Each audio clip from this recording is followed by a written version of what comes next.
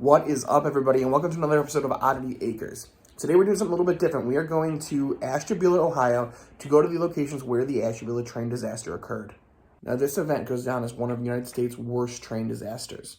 We're going to go ahead and explore the monuments, the graveyard where the mass burial occurred. We're going to go to the hospital where the memorial is, and we're also going to go to the location where the bridge is, or as close as we can get to it. So I'm inviting you to join us. See you there.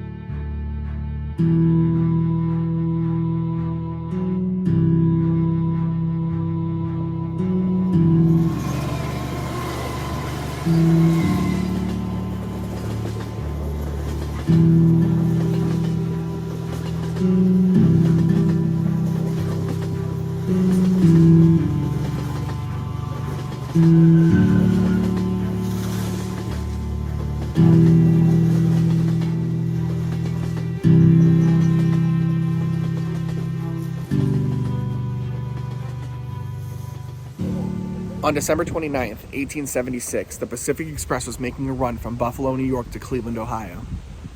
The train consisted of 2 engines, 11 rail cars, and 159 passengers and crew. At 7:30 p.m., during a horrible blizzard, as the train reached the Ashtabula Bridge, it collapsed. The second engine and all 11 rail cars fell 76 feet into the icy river. The crash echoed through the night, and local townspeople tried to help out as best they could. Unfortunately, of the 159 passengers, 92 would die, either the night of or later due to injuries. Now today, Ashtabula has 3 different memorials to remember this horrible, horrible accident, but also to celebrate the lives of those who were lost. What I'm standing next to in the Chestnut Grove Cemetery is a beautiful monument for the people that were never identified.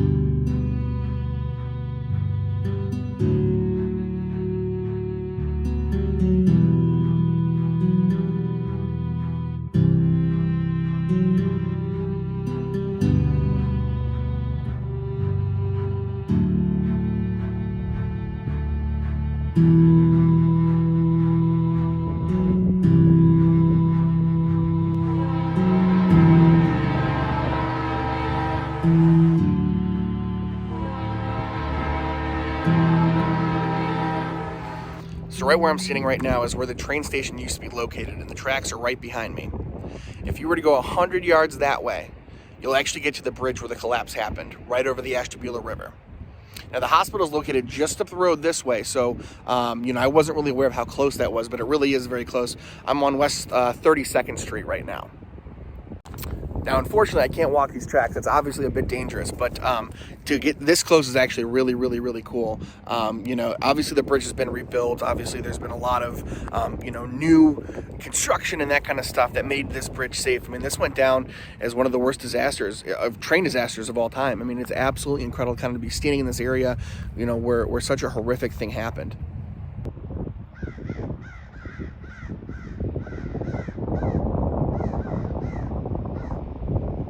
engineer of the Socrates started to hear noises and realized that something was wrong. And the train was full out across the bridge now. And he was right, like almost onto the other part of the other side.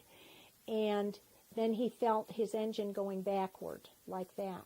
And so he gave it everything that it had, and he pulled it across. He got across, and then the rest of it all just went down. And, so many people were killed, and they dropped 80-some feet into frozen waters. And so if the drop didn't kill them, the hypothermia did. And if the hypothermia didn't, then the fires that started from the cars.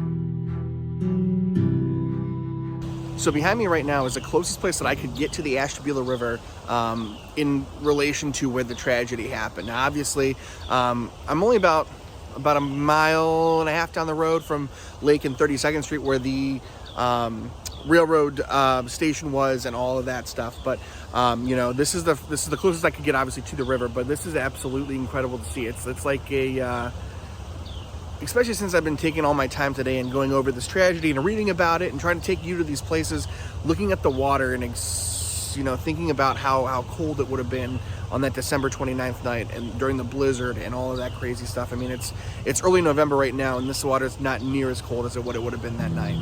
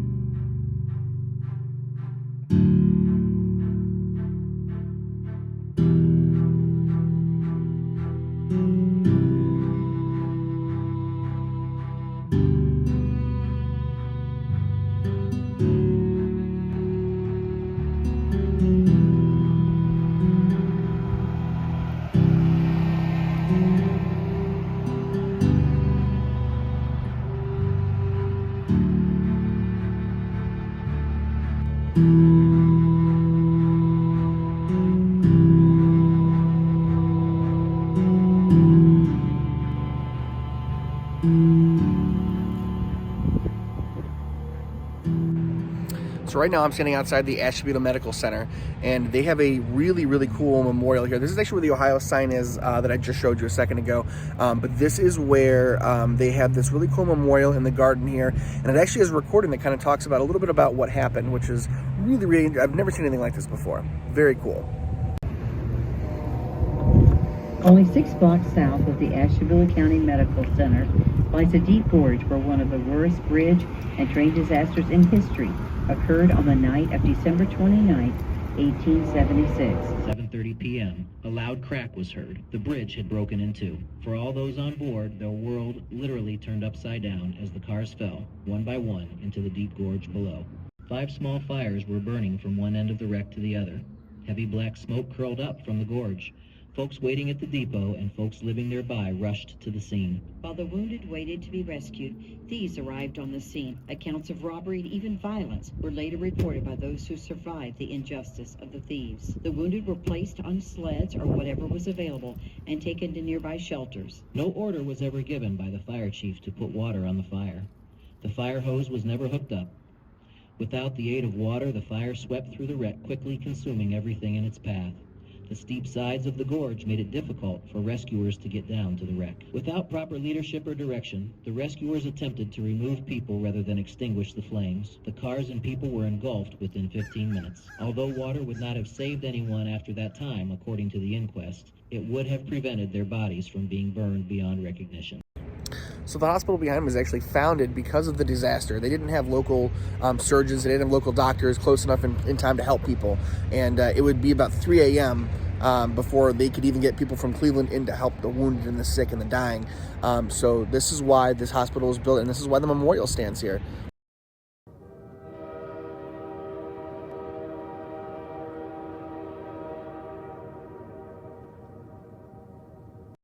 All right, so that about wraps it up. Thank you guys so much. I know I say it every time, but thank you guys so much for watching. Thank you guys so much for taking another adventure with me. I love doing these, and I love to see you guys interact and comment and subscribe and learn all these cool things, because, you know, when I go into this stuff, when I pick a vlog to do, when I pick something that interests me and I put it out there, this is something that I'm learning about. This is not something that I just read a book on and I decided that I wanted to now do a vlog on. I mean, this is something that I'm learning step by step. I do the research, I go into these places, and I take you along with me, and that's kind of what the fun part is. So, again, thank you guys so much for being part of the Oddity Acres family. We really, really, really love you, and we appreciate you, and we cannot wait to see you on the next adventure. We will see you then, and as George A. Romero would always say, stay scared.